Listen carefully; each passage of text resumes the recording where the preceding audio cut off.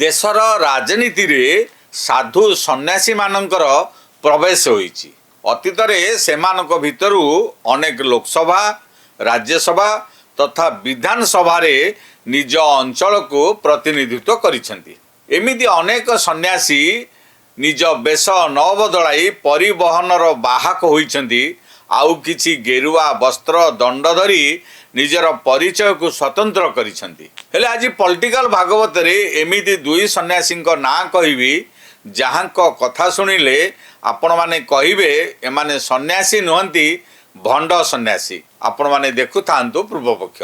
मोर आपण मानको अनुरोध आम चैनल को लाइक करंतु, सब्सक्राइब करंतु और शेयर मध्यम करंतु।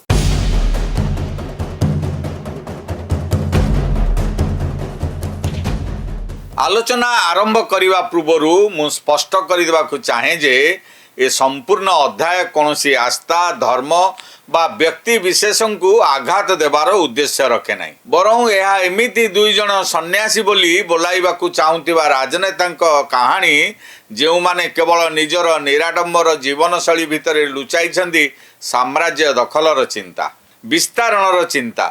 এই দুই জনଙ୍କ ভিতରୁ ଜଣେ ହେଉଛନ୍ତି କିଟ୍ ଓ କିସ୍ର ସଂସ୍ଥାପକ ଡକ୍ଟର ଅଚ୍ୟୁତ ସାମନ୍ତ ଏବଂ ଆଉ ଜଣେ ହେଉଛନ୍ତି ନବୀନଙ୍କ ସେବକ ତଥା ବିଜେଡିର ଅଘୋଷିତ ସର୍ବେସର୍ବା ଭୈରବ କାର୍ତ୍ତିକେୟନ ପାଣ୍ଡିଆନ। 2019ରୁ 2024 ଯାଏ এই ଦୁଇ ଜଣ ବିଜେଡିରେ ବେଶ ସକ୍ରିୟ ଥିଲେ। ଜଣେ ସଂସଦରେ ଆଉ ଜଣେ ରାଜ୍ୟରେ ମୁଖ୍ୟମନ୍ତ୍ରୀଙ୍କ ସଚିବ ଭାବରେ। सचिव पदवी रे थाई मध्य से जो निष्पत्ति नेउथिले ताहाकू बीजेडी कार्यकारी करुतला। कहिबाकू गले तांकरी इंगित रे मुख्यमंत्री भी नाचुथिले बोली अभियोग हेउतला। परिस्थिति एते उत्कट होइतिला जे विरोधी दलर किछि सदस्य तांको चैलेंज देइतिले। एई चैलेंज थिला चाकरी छाड़ी दल रे प्रत्यक्ष भाव जोग दियो आउ तापरे राजनीति कोन ताहा जानिबो। बाबू जनक 2023 दशहरा दिन चाकरी छाड़ी बीजेडी रे जोग देले। ता परठो निर्वाचन जितिबा दायित्व निज कांधर नहीं बीजेडी पाई प्रचार कार्य रे लागिले।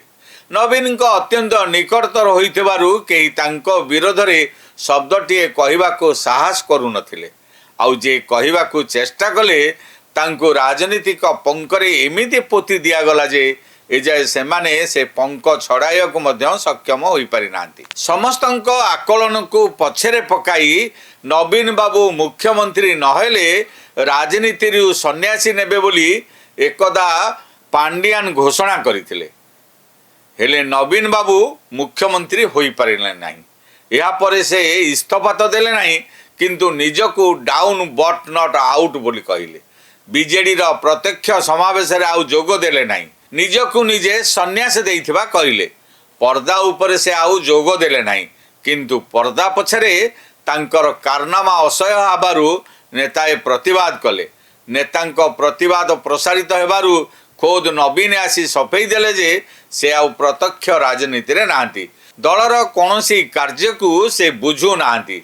से दल पई अनेक भल काम करिसेंती एणु तांको उपरे रागिबा अयौक्तिक। एभली निष्पत्ति परे किछि दिन दल रे नीरवता आसीथिला किंतु ताहा बहुत दिन रही पाला नहीं। एबे पुणी थरे बीजेडी घरे एपरी आरोप उत्कट होईछि जे लोक माने तांको भंड सन्यासी बोली कहबा आरंभ कलेनी। पुणी ए भंड सन्यासी लोभ एते बढ़िछि जे से बीजेडी दियंकु तो खाइबे तांको खटुली भी खाइबाकू योजना करिथिबा दलीय महल रे अभियोग हेउछि। ए बाबद रे आगो को कहबी किंतु एहा पूर्वरु आउ जणे आत्मघोषित सन्यासी कथा आलोचना करिबा। ए नेता जनक हेउछंती किट ओ किस्र संस्थापक डॉक्टर अच्युत सामंत। बीजेडी रो पूर्वतन सांसद भावे तांकर राजनीतिक परिचय। केंद्र और राज्य रे जहार सरकार थिले मध्य डॉक्टर अच्युत सामंतଙ୍କ प्रभाव कमे नाही। एमिति एक परिस्थिति थिला जेतेबेले राज्य को आसुथिबा राष्ट्रपति प्रधानमंत्री बा कोनोसी बड़ नेता डॉक्टर अच्युत सामंतଙ୍କ द्वारा प्रतिष्ठित किस बा किस परिसर को नगले तांको यात्रा शेष होनथला। एपरिक विदेश रु आसुथिबा राष्ट्रदूत माने मध्य किट ओ किस जिबार योजना करा जाउथला। एबे अवश्य ताहा बंद होई नाही, केवल सेथिरे टिके ह्रास घटिछि। 2024 रे जेतेबेले कंधमाल रे निर्वाचन लड़ी से पराजित हेले सेतेबेले दक्षिण भारत जाई सेठारे स्नान करी बुड़ पकाइले। बाबूंको लंडित मस्तक देखि सन्यासीर भ्रांति सृष्टि होइतिला। एपरिकी से राजनीति सन्यास नेउथिबा कहितिबा चर्चा हला। निकटरे अच्युत बाबूंको अनुष्ठान अनेक छात्री निर्यातना छात्री मृत्यु को नहीं चर्चित होइतिला। केवल चर्चा नुहे देश विदेश रे ओडिशार शांत चरित्र को अशांत करितला। निकटरे एक खबर कागज रे निजर व्यक्तित्व प्रकाश करने को डॉक्टर सामंत एक लेखा लिखिछंती। एही लेखारे से साधारण पाठक माननकु कम आहरण करने को कहिछंती। कहीं कम आहरण ही सुख प्राप्तिर मूल मंत्र भावे से वर्णना करिछंती। जीवन रे अधिक देवा और कम ग्रहण को से पसंद करती बोली बताइछंती। एपरिकी समस्त को जीवन पाई कम नेबा और बेसी देवा लगी आह्वान देइछंती। हेले प्रश्न उठे वास्तव जीवन रे डॉक्टर अच्युत सामंत कौन सेया? जदि हाँ तेबे पराजय परे राजनीति को कहीं छाड़ीदेले? से कौन केवल विजय नेबा को राजनीति को आसीथिले? क्षमतारे थिबा बेले राजनीतिक प्रभाव सुविधा को उपभोग करने कौन उद्देश्य थिला? खाली सेतिक नुहे आदिवासी पिलांको शिक्षा देवे बोली कही सरकारी जमीर जबरदखल करवा, घरोई जमी को छड़ाई नेबा, प्रतिवाद कले धमक देवा आदि की प्रकार सन्यासी गुण। किछि तथ्य और परिसंख्यान को यही आदर्शगत विरोधी व्यक्तित्व जहाँ कथा और काम समान नुहे अथवा से जे छलनाकारी ताहा एठारे प्रमाणित करे सेही तथ्य को एठारे उपस्थापन करा जाई पारे।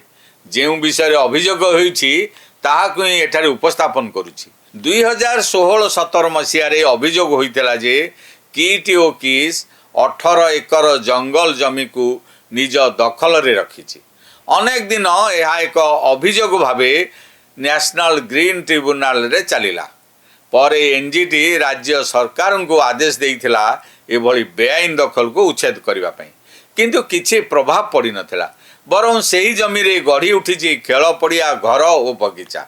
एबे किस और किट 25 वर्ग किलोमीटर जमी उपरे अवस्थित। बोध हुए यह प्रथम बेसरकारी संस्थान जहाँ पाखरे एते जमी रही। जेतेबेले राज्य रे सरकार परिवर्तन हैला डॉक्टर अच्युत सामंत किट और किस 30 एकर सरकारी जमी को अधिग्रहण करिथिबा नै सरकार जानी यार तदंत करने को आदेश देइथिले।